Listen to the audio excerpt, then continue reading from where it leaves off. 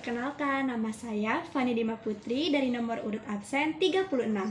Halo, saya Aliatika Rina Albanur dari nomor urut absen 4. Halo semuanya, perkenalkan nama saya Teresia Afila Marsha Devana dari nomor absen 35. Halo, saya Safira Putri, absen 32.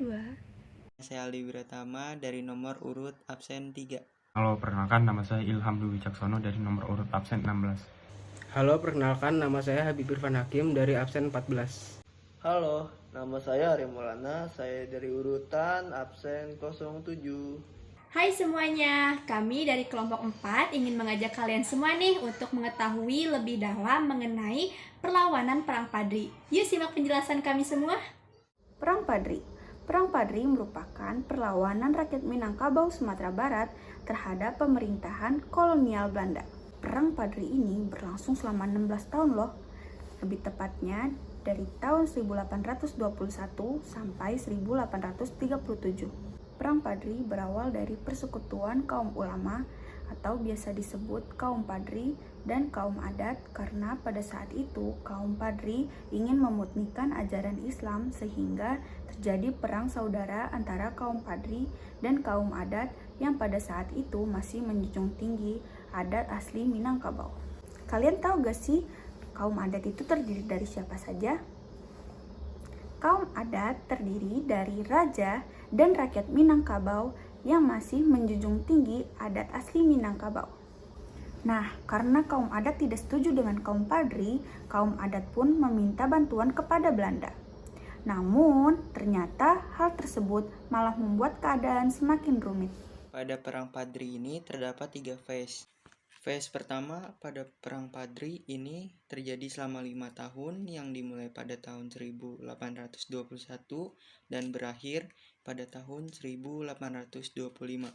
Pada phase pertama ini, Perang Padri dipimpin oleh Tuanku Fasama dan juga Tuanku Nanrence. Kalian tahu nggak sih, pada phase pertama kaum Padri berhasil menang loh, di mana kaum Padri mendapat wilayah Sungai Puar, Guguk Sigandang, Tanjung Alam dan juga Borneo. Kemudian kaum Padri memutuskan untuk mengambil strategi damai pada tanggal 26 Januari 1824.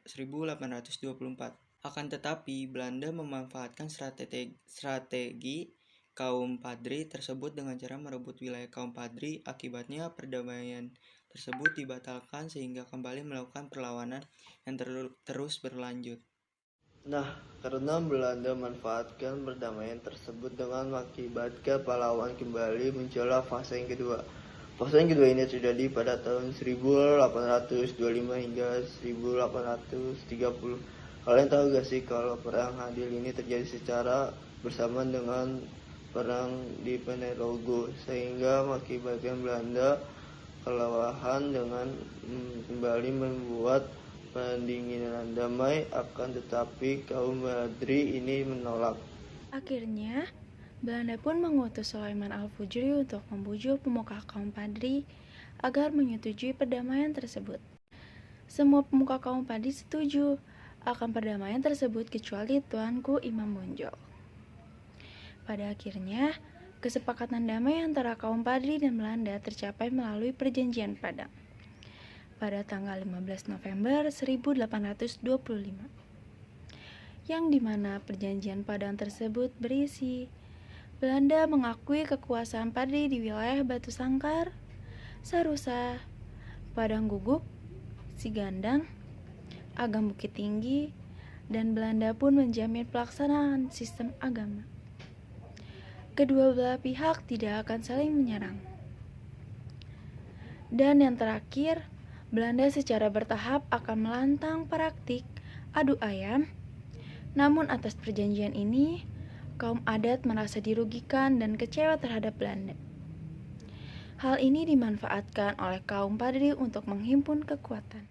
Selanjutnya, fase ketiga pun terjadi. Pada fase ini, kaum adat dan kaum Padri bersatu melawan Belanda yang ingin menguasai Sumatera Barat. Mereka berhasil memutus sarana komunikasi benteng Belanda di Tanjung Alam dan Bukit Tinggi. Kemudian Belanda menerapkan strategi Stesel, yang dimana strategi itu menggunakan cara mempersempit daerah lawan dan memblokade daerah lawan. Strategi Belanda tersebut membuat beberapa pemimpin kaum Padri menyerah, kecuali Tuanku Imam Bonjol.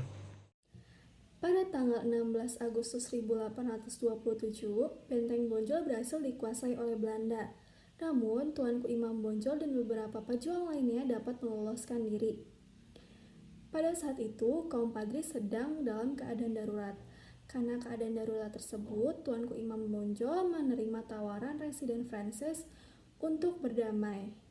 Saat Tuanku Imam Bonjol datang ke tempat perundingan, ia malah ditangkap. Lalu ia dibawa ke Batavia dan diasingkan ke Cianjur, Jawa Barat. Pada tanggal 19 Januari 1839, ia dipindahkan ke Ambon. Dan pada tahun 1841, ia dipindahkan lagi ke Manado. Hingga wafatnya pada tanggal 6 November 1864. Nah, setelah kalian semua simak presentasi dari kami semua mengenai perlawanan Minangkabau ini, kira-kira apa aja sih dampak kerugian yang didapat oleh kaum Padri? Yuk simak penjelasannya. Nah, kali ini aku akan ngebahas tentang dampak kerugian yang didapat oleh kaum Padri. Yang pertama adalah Batanggadis yang merupakan sebuah negari yang memiliki tempat strategis diduduki oleh bangsa Belanda. Kerugian yang kedua, adanya 2 anggota dari kaum Padri yang berkhianat nih. Mereka memberitahu jalan kepada bangsa Belanda. Hal ini mengakibatkan Belanda menguasai Benteng Marapalam di tahun 1831.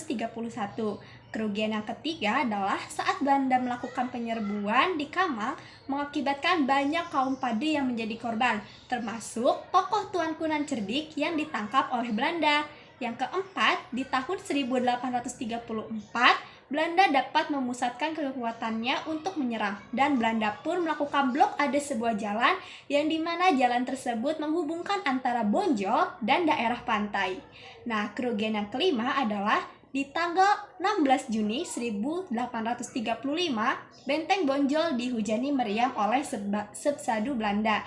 Kerugian yang keenam adalah pada bulan Agustus di tahun yang sama, yaitu di tahun 1835, benteng di perbukitan dekat dengan Bonjol jatuh ke tangan Belanda.